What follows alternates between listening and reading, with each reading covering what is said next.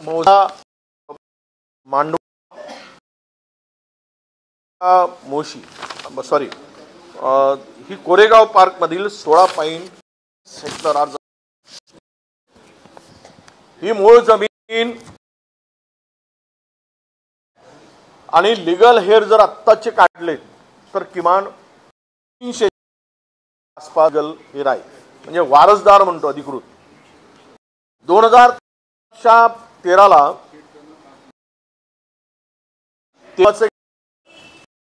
त्यांनी ही जमीन आबाजी गायकवाड या कुटुंब प्रमुखाकडून जमीन क्लिअर करायसाठी, त्या जमिनीचा टायटल क्लिअर करायसाठी कोर्ट कचेरीमध्ये लढाईसाठी पावर दिला होता. विक्रीसाठी पावर दिलेला नव्हता. या तेजवानीने पेपरमध्ये गडबड करून हेराफेरी चुकीच्या पद्धतीने तो पावरचा वापर केला. 2013 केवळ टायटल क्लिअर पावरचा वापर करत असताना कुटुंब गायक ज्या पद्धतीने तयार झाले त्यामध्ये राजू हिरामन ढाले, कारण याची आई मूळ कांबळे होती. त्यानंतर मूळ कास्तकार गायकवाड, म्हणजे हे सर्व त्या कुटुंबातून नियमितपणे वारसा हक्काप्रमाणे ती नावं आलेली आहे. याचा मूळ मालक हा महार कुटुंबातील महार वतनाच्या कुटुंबातील व्यक्ती आहे. मी जे नावं सांगितले या तेजवानींना संदर्भात महसूल विभागाकडे, जिल्हाधिकाऱ्याकडे, प्रांतकडे की हा आमच्या पॉवर ऑफ अटर्नीचा चुकीचा वापर करतो आहे अशा पद्धतीनं या सगळ्या कुटुंबांनी तक्रारी वारंवार 2013 पासून केल्या. अद्यापही टायटलवर नाव क्लिअर नाही, तो सरकारी म्हणूनच आहे. परंतु 2020 कारण महार वतनाच्या जमिनीच्या टायटल क्लिअरसाठी जिल्हाधिकाऱ्यांना अधिकार आहे. त्यामध्ये 2020 मध्ये जो फेरफार झाला त्यामध्ये राजू ढाले आणि गायकवाड मूळ कास्तकार यांची नावं आलेली आहेत, फेरफारमध्ये आलेली आहेत. टायटल क्लिअर करायसाठी ज्या केंद्रीय संकडी ही जी काही जागा दिली हे लँड न करता दिली. लँड एक्विजिशनची प्रोव्हिजन जर झाली असती तर मूळ मालकाला त्याचा मोबदला 2013च्या लँड एक्विजिशनच्या कायद्यानुसार द्यावं लागलं असतं. एकाही मालकाला त्याचा मोबदला मिळाला नाही. ही जमीन सरकारच्या नावाने का झाली तर यांनी त्या जमिनीचे जे काही टॅक्स आहेत किंवा त्याच्यावर असलेली लायबिलिटी आहे सरकारची भरल्यामुळं, ज्याला आपण जमिनीचा काय म्हणतो त्याला टॅक्स म्हणतो किंवा मुद्रांक शुल्क नाही, ती जे काही सरकारी टॅक्स लावला जातो ते न भरल्यामुळं या जमिनी सरकारने जमा केल्या होत्या. पण जिल्हाधिकाऱ्यांनी ढालेंच्या नावाने, गायच्या नावाने 7/12 दिले.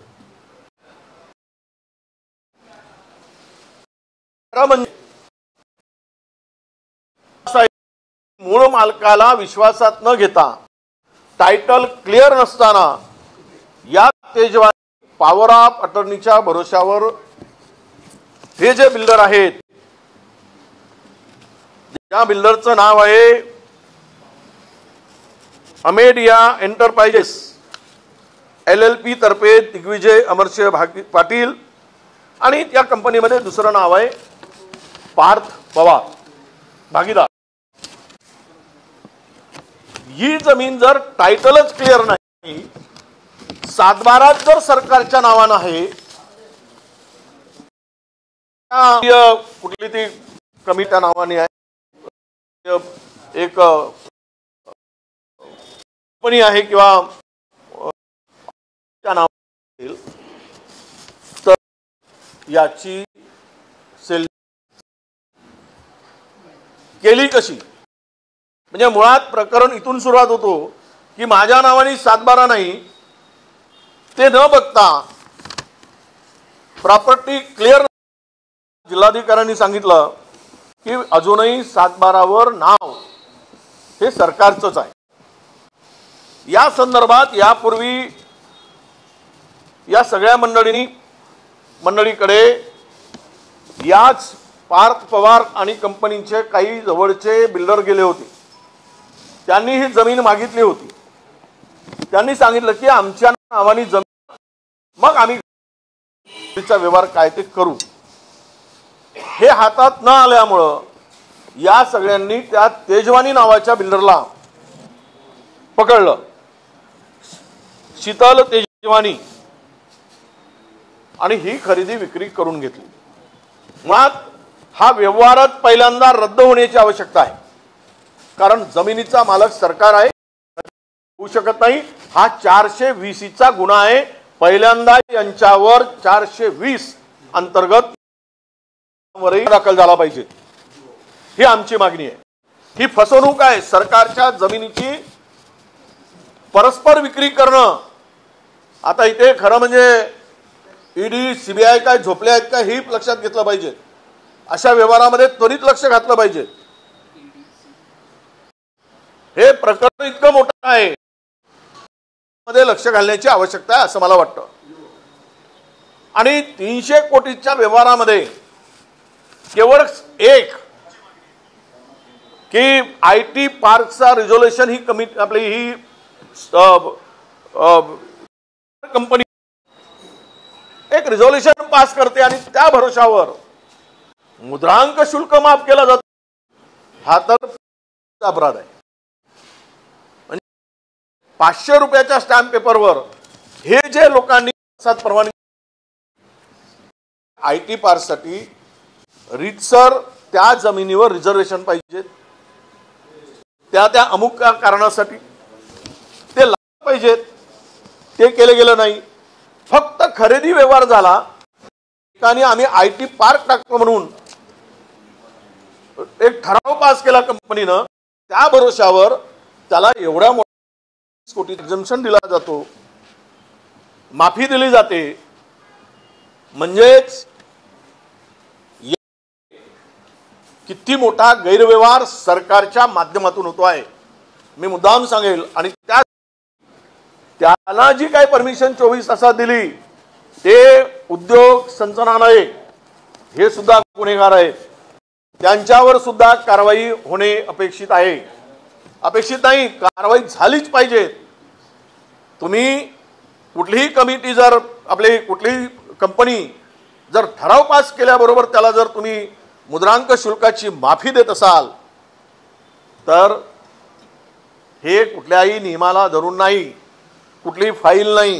मी काल सांगितलं, राफेलच्या स्पीडनी ही फाईल फिरली।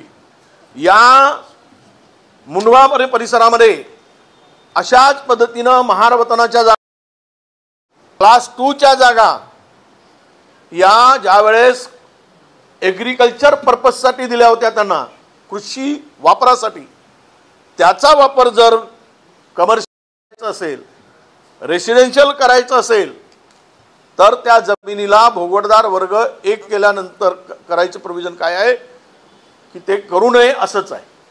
आणि ते 2च वर्ग राहील, आणि ज्या वेळेस त्या जमिनी सरकारच्या जमिनी त्याचं रजिस्ट्रेशन खरेदी विक्री होत असेल तर कमर्शियल वापरासाठी 75% प्रत्येक खरेदी विक्रीच्या वेळेस तो सरकारचा नजराना भरावा लागतो। परंतु या पुण्यामध्ये आतापर्यंत अशा प्रकारचा कुठल्याच प्रकारचा परवाना आपला नजराना भरला गेला नाही। मी जिथे काम करतो आहे, मी लोकलेखा समितीचा अध्यक्ष म्हणून असे पुण्यातील जवळपास 50 प्रकरणं माझ्याकडे सुनावणीसाठी आलेत किंवा एजीनी त्यामध्ये पॅरा काढलेला आहे की इथे मुद्रांक शुल्काची चोरी झाल्याची त्या संदर्भातली साक्ष आमच्याकडे सुरू आहे। अनेक प्रकरणं त्यामधून येत आहेत। इथेच शासनाचा करोडो रुपयाचा महसूल या पुण्यामध्ये बुडालेला आहे, लूट केली आहे, चोरी केली आहे, हे आता स्पष्ट झालेलं आहे। या प्रकरणामध्ये 100% हे कंपनीचे लोक, हा तेजवानी मालक नसताना आज एवढ्या मोठ्या प्रॉपर्टीची ज्याचं व्हॅल्युएशन मार्केटमध्ये 1800 कोटीच्या जवळपास आहे, आत्ताचे दर पाहिले तर मार्केट दराप्रमाणे 1800 कोटी रुपयाची ही मालमत्ता, मालकाचा पत्ता नाही, सरकारी जमीन खरेदी विक्री करून घशात घालण्याचा प्रयत्न सत्तेमधील बसलेल्या सत्ताधाऱ्यांच्या आशीर्वादामुळं। आता मला देवाभाऊंना प्रश्न विचारायचा आहे की तुम्ही सत्ता टिकवण्यासाठी इथे दुर्लक्ष करणार, सत्तेतल्या भागीदारांना वाचवण्यासाठी दुर्लक्ष करणार आहात का, की यावर कारवाई करणार आहात? हा प्रश्न मी मुख्यमंत्र्यांना विचारतोय। अशा पद्धतीनं पुण्यामध्ये जर यावर एक स्पेशल इन्व्हेस्टिगेशन टीम तयार केली ते मग SIT ने फार काही साध्य होईल असं मला वाटत नाही। आणि या संपूर्ण प्रकरणाची पुण्यातल्या जमिनीची माहिती घेतली तर किमान 1 लाख कोटी रुपयाचा या जमिनीचा घोटाळा समोर आल्याशिवाय राहणार नाही। 1 लाख कोटी रुपयाचा एवढं मोठं प्रकरण, एवढे मोठे प्रकरण पुण्यामध्ये केले गेले आहेत, घोटाळे केले गेले आहेत। आणि सांगतात पार्थ पवार मी घोटाळाच केला नाही। अरे घोटाळा केलाय बाबा, तुमच्या नावानी ही जमीनच नाही, सरकारी जमीन ज्यांनी विक्री करून दिली त्याच्या नावानी टायटलच क्लिअर नाही। त्यामुळं कुठला नियम लागू आहे सरकारी जमीन खरेदी करायचा? एखाद्याने पॉवर ऑफ अटर्नी केली आणि त्याच्याकडून जमिनी खरेदी केली, कारण मूळ मालक आता या हक्कापासून वंचित आहे। ही जमीन तेथील महार वतनाच्या मालकीच्या वारसदारांच्या नावानी करून देण्याची आवश्यकता आहे, त्यांची मागणी आहे। त्याच्या संदर्भात फेरफार झाले आहेत पण टायटल क्लिअर झाले नाही, फेरफारचे आदेश झाले। 2020 ला जिल्हाधिकाऱ्यांनी हे ढालेच्या नावानी, राजू ढालेच्या नावानी 2020 पर्यंत फेरफार सुरू झाला, फेरफारचे ऑर्डर झाले पण टायटल क्लिअर झालं नाही। जे मूळ मालक जे आहेत ते 300 पूर्ण वारसाने आलेले यांच्या नावाने ती जमीन केली गेली पाहिजे, हे मूळ मालक आहे। कारण लँड एक्विजिशन मध्ये नियमबाह्य पद्धतीने महारवतनाच्या जमिनी केल्या गेल्या आहेत आणि त्या जमिनीचा वापर कुठलेच केले गेलेला नाही। अजूनही 50 वर्षापासून ती जमीन तशीच आहे। या सगळ्या घोटाळेबाजावर त्वरित गुन्हे दाखल झाले पाहिजेत। फेरफारचा आदेश आपला सेल्लीट जी झाली, विक्री खत झालं, जे साठेखत म्हणतात तिकडे पुण्यात, ते रद्द झालं पाहिजे आणि मूळ मालकांना ती जमीन, महार वतनाची जमीन, त्या मूळ महार वतन जे काही आपले समाज आहे त्या लोकांच्या नावाने ती जमीन केली गेली पाहिजे आणि हे तातडीनं करावी अशी आमची मागणी आहे। आता आम्ही एक 2-3 दिवसामध्ये मी पुण्यात जाणार आहे आणि पुण्यामध्ये सर्व जमिनीची माहिती मी घेऊन मग आम्ही आमचा निर्णय घेऊ। आमच्याकडे जी माहिती आली आहे आत्ताच त्यातील वारसाची या संदर्भात काही लोक मला भेटलेले आहेत। मी त्यांनाही पुढे आणणार आहे, पण आज नाही आणत। मला यातले काल काही लोक तिकडे पोहोचले होते। ही हेराफेरी जी झाली, बनवाबनवी झाली, हा काही चुकीचा आणि बोगसपणा झाला। हा स्कॅम मोठा आहे ज्याचा शीतल तेजवानीचा संबंधच नाही, फक्त पॉवरचा संबंध आहे। आणि ती जागा मुळात टायटल क्लिअर नाही, सरकारी जागा आहे आणि टॅक्स चोरी करताय, स्टॅम्प करताय। हा 300 कोटीचा व्यवहार कोणाच्या नावाने झाला? ट्रान्सफर पैसे 300 कोटी व्हाईटचे ट्रान्सफर झाले का की कागदावरच आहेत? हे अनेक प्रश्न त्या ठिकाणी येणार आहेत। त्याची सगळी माहिती आम्ही घेतो आहोत आणि पुण्यामध्ये गेल्यानंतर त्यावर सविस्तर आम्ही बोलणार आहोत। महसूल मिळाला तर शेतकऱ्यांची कर्जमाफी आणि लाट बहिणींचा जो काही निधी आहे तो निघू शकतो इतका मोठा। आज 21 कोटी रुपये स्टॅम्प चोरी करताय। दुसरीकडे उपमुख्यमंत्री वित्तमंत्री सांगतात की तिजोरीत खडखडाट आहे, शेतकऱ्यांची कर्जमाफी हा काही पर्याय आहे का?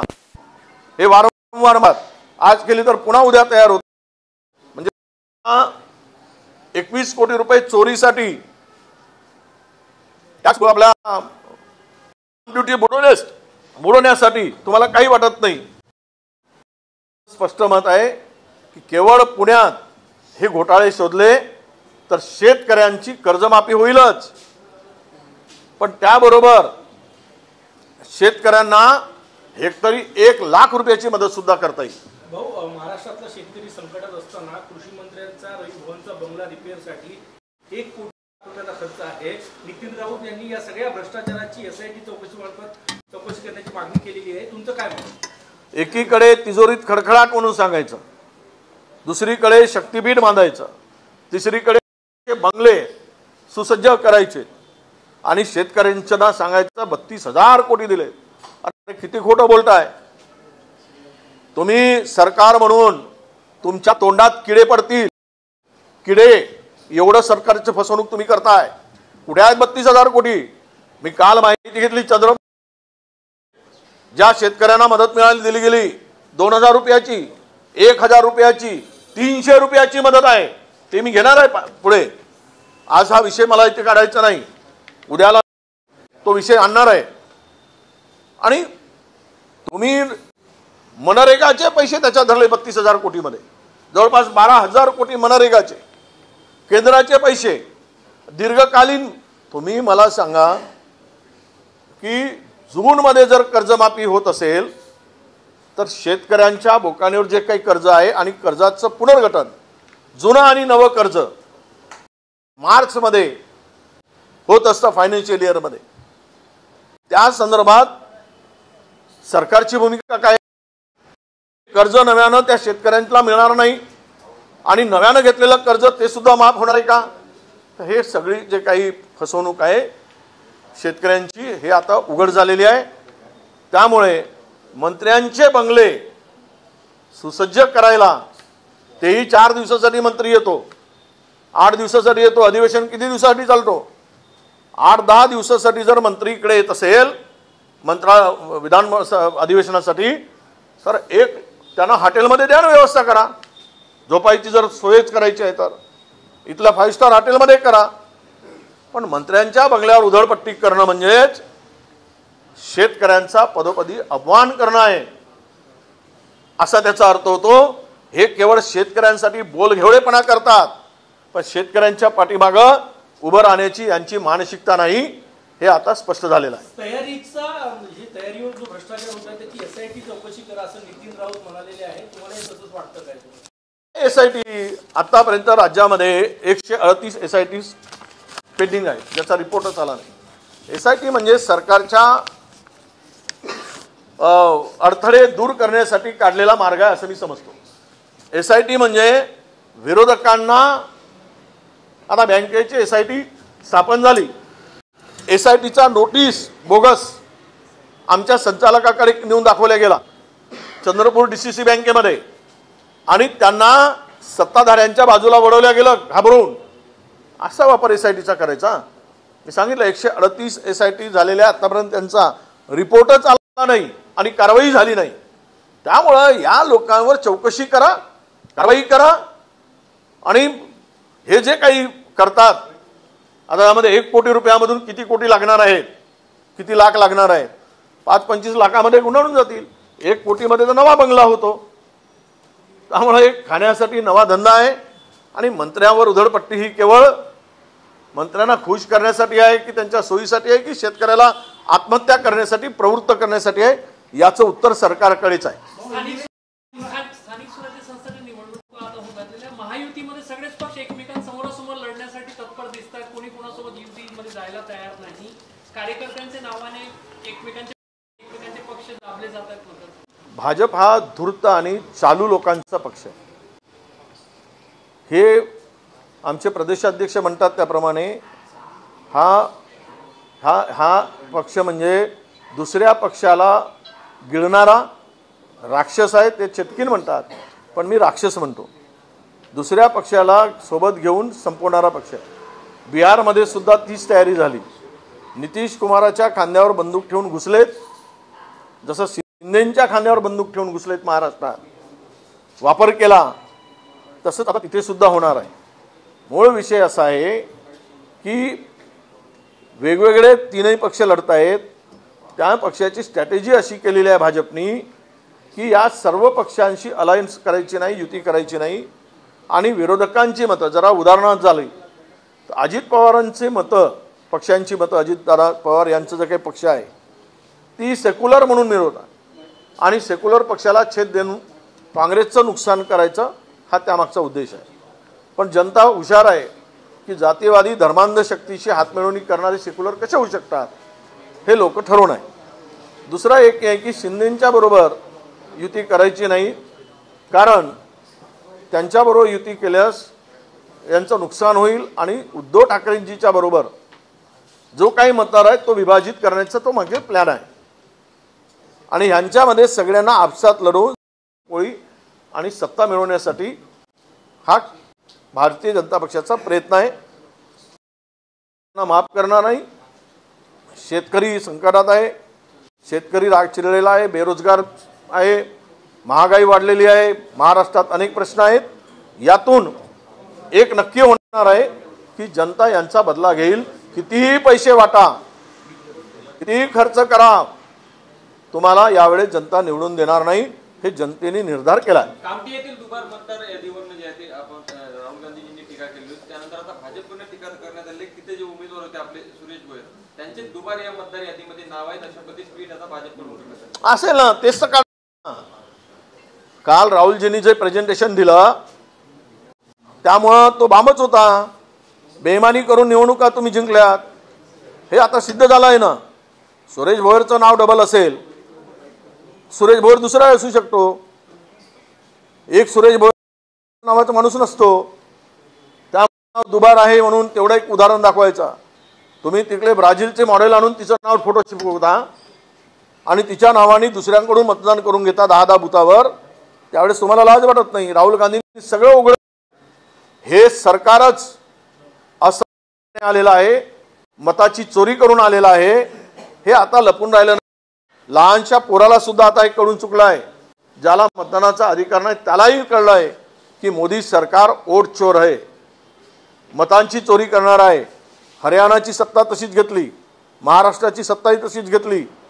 हे लपून राहिलेलं नाही, पूर्ण पुराव्यासह हे दिलेलं आहे.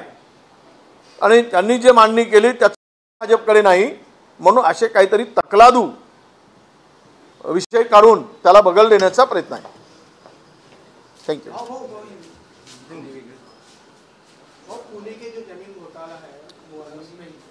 ये करीबन 1800 करोड़ का घोटाला है. ये जमीन महार वतन की जमीन है. ये जगह को कोई खरीदी खत नहीं बना सकता है क्योंकि टाइटल इस जगह का क्लियर नहीं है. मूल मालिक के नाम से फेरफार का ऑर्डर, उसको ट्रांसफर का ऑर्डर या रिकॉर्ड में ऑर्डर कलेक्टर ने 2020 तक दिया है. अब ये इस स्थिति में इस जमीन का व्यवहार करके ये जो कंपनी है, इन कंपनी ने पार्थ पवार की और उनके पार्टनर की जो कंपनी है, इन्होंने हेराफेरी की है ये 400 BC की है और इनके ऊपर ये जो भी किया है इनके ऊपर कार्रवाई होने की आवश्यकता है। ऐसा मुझे, ये जमीन का व्यवहार रद्द होना चाहिए, मूल मालिक को जमीन देना चाहिए, जो मूल मालिक है उसके नाम से जमीन होना चाहिए और सरकार ने इसमें हस्तक्षेप करके जिन्होंने ये घोटाला दिया है, चाहे वो रजिस्ट्रार से लेकर तो स्टैम्प ड्यूटी में एग्जम्पशन देने की जो ऑर्डर किया है, इन सबके ऊपर गुना दाखिल होना चाहिए, ये हमारी मांग है। कल राहुल गांधी ने प्रेस कॉन्फ्रेंस से वोट चोरी का मुद्दा लिया है, बिहार के वोट चोरी का मुद्दा लिया, मेन मुद्दा साइड में रख के वोट चोरी का मुद्दा सामने आ रहा है। वोट चोरी हुई है ना, जैसे अभी बिहार में वो करने जा रहे हैं, वो बिहार में दिखाए ना लोगों को, किन लोगों के वोट उसने वोटर लिस्ट से निकाल दिया है। ये क्या बेईमानी नहीं है क्या? जो जिस वोटर के, कांग्रेस के वोटर के नाम या आपके पुरोगामी विचारों के नाम जो है, जो कांग्रेस आरजेडी को वोट देते थे, ऐसे ही लोगों को निकालकर इन्होंने जो रास्ता अपनाया, ये वोट चोरी है। उन्होंने हरियाणा में जो किया, 25 लाख वोट बगल के राज्य से डुप्लीकेशन करके, ट्रिप्लीकेशन करके डाला, इससे स्पष्ट हो चुका है वोट चोरी करके ही उन्होंने सत्ता हथियाई है। ये ईमानदारी से सत्ता उनको मिले नहीं है, पावर नहीं मिला है। वहाँ का सीएम ये कहता है कि जब पूरे के पूरे सर्वे हरियाणा के खिलाफ में थे, रूलिंग पार्टी के भाजपा के खिलाफ में थे, तब वो उनके वहाँ के बीजेपी लीडर कहते हैं कि सब यंत्रणा हमारे हाथ साथ में है, सब व्यवस्था हमारे हाथ में है, हम लोग भारी बहुमत से एक तरफा चुनाव जीतने वाले। तो दिखा है दिया, 17-18 सीट बताते थे हरियाणा के अंदर बीजेपी के, और हमको क्लियर मेजॉरिटी 56 दिखा रहे थे। उसमें ये उल्टा कैसे हुआ? तो ये वोट चोरी करके हुआ है। इसका एविडेंस के साथ पूरा कल प्रेजेंटेशन राहुल जी ने प्रेस के माध्यम से रखा, और ये सही है कि बेईमानी करके डेमोक्रेसी को खत्म करने, इस तरह का चोरी करके, वोट चोरी करके सरकारें बनाई जा रही है और सत्ता को आसीन होते जा रहे हैं। बिहार चुनाव में तेजस्वी यादव ने अभी तक वोट चोरी का मुद्दा नहीं उठाया राहुल गांधी के। नहीं, वो तो आज तो देखिए, तेजस्वी जी तो राहुल जी के तर्ज पर ही चल रहे हैं, उनका ड्रेस कोड भी देख रहे हैं, तो क्या मुद्दा नहीं है। हाँ, उन्होंने तो टी-शर्ट पहनकर अभी तो पूरा प्रचार में खुद को राहुल जी के साथ में कंधे से कंधा मिलाकर काम कर रहे, दोनों नेता अलग। तो वोट चोरी के पूरे रैली में भी तेजस्वी जी थे, तो वो विषय है ही नहीं। मुंबई बीजेपी प्रमुख अमित सतम ने फिर एक बार ट्वीट करके ये बोला है कि मुंबई में अगर कोई खान या मुस्लिम तोपा गया तो बर्दाश्त नहीं किया। तो ये कहाँ से आया इसके दिमाग में? कीड़ा कहाँ से घुसा अमित साटम के दिमाग में? ये खान का कीड़ा कहाँ से घुसा? ऊपर से घुसा या नीचे से घुसा? ये किसने डाला है उनके? इस तरह की बातें कर वोटों का पोलराइजेशन करना हिंदू मुस्लिम में। उद्धव ठाकरे ने कहा खान वहां पे मेयर होने वाले, कांग्रेस ने कहा खान मेयर होने वाला है। किसने कहा? किसके दिमाग से आया? किसी ने बोला? ये खुद ही बोलते जा रहे, खान अगर मेयर बनेगा तो सहन नहीं करेंगे हम लोग, ये खान की विचारधारा ये देश विरोधी होती है। अरे ये जो बकवास बातें किया जा रहा है, इनके ऊपर तो गुना दाखिल होना चाहिए। अमित साटम के ऊपर, किसी धर्म के खिलाफ, किसी जात के खिलाफ इस तरह की बातें करना, और दोनों धर्मों में, जाति में ये जहर घोलना, इस तरह की बातें जो है ये विकृत मानसिकता का लक्षण है, ऐसे मैं मानता हूं। हो, याच्यावर SIT